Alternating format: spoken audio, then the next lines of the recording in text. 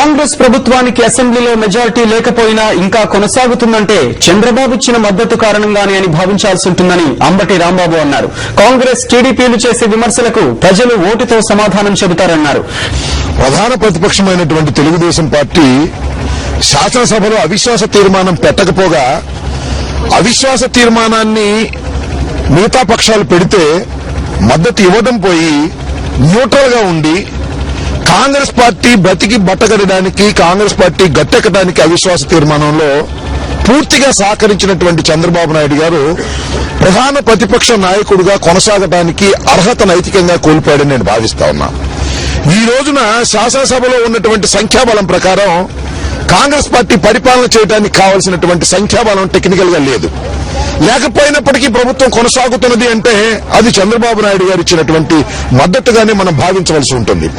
దీనికి ప్రధానమైన కారణం ఏమిటంటే చంద్రబాబు నాయుడు గారు ఎన్నికలను ఫేస్ చేయడానికి సిద్ధంగా లేరు. ఒకటి. రెండో అంశం ఏంటంటే కిరణ్ కుమార్ రెడ్డి ప్రభుత్వం ఉంటేనే బాగుంటుంది తప్ప ఇవాళ ఎన్నికలు వస్తే జగన్మోహన్ రెడ్డి ముఖ్యమంత్రి అవుతాడనేటువంటి భయంతో ఆయన ప్రతినిత్యం బాధపడుతున్నట్టుగా కనిపిస్తా ఉన్నది.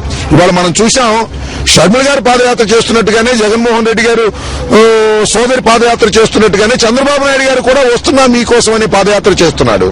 ఆ పాదయాత్రలో ప్రతి క్షణం చెబుతున్నది ఏంటంటే ఈ ప్రభుత్వం అసమర్థ ప్రభుత్వం, ఈ ప్రభుత్వం ధరలు పెంచేసింది, ఈ ప్రభుత్వం అధికారంలో కొనసాగడానికి వీల్లేదు అని చెబుతూనే బయటేమో ఆ విధంగా చెప్తున్నారు, శాసనసభలోనేమో ఈ ప్రభుత్వాన్ని కొనసాగే విధంగా కావాల్సిన చర్యలన్నీ తీసుకుంటున్నారంటే ఇంతకన్నా పచ్చి మోసం మరొకటి లేదు.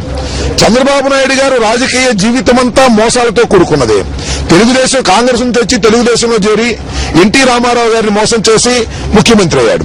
ఆ తర్వాత ఇవాళ ఆయన ప్రజలందరినీ మోసం చేసి ప్రధాన ప్రతిపక్ష బాధ్యతను కూడా విస్మరించి ప్రవర్తిస్తున్నాడంటే మొత్తంగా టోటల్ గా ఆయన ఎంత మోసగాడో, ఎంత మోసపూరితమైన రాజకీయాలు చేస్తారో చాలా స్పష్టంగా అర్థమవుతా ఉన్నది. ఎంత చంద్రబాబు నాయుడు గారు కాంగ్రెస్ పార్టీని కాపాడినా 2014 తర్వాత కాపాడలేడు.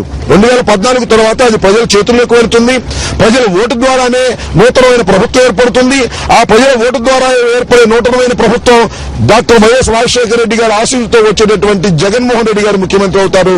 తెలుగుదేశం కాంగ్రెస్ పార్టీలను కట్టగట్టి సముద్రంలో విసిరివేయడానికి ప్రజలు సిద్ధంగా ఉన్నారని చెప్పడానికి గతంలో జరిగినటువంటి ఎన్నికల ఉదాహరణ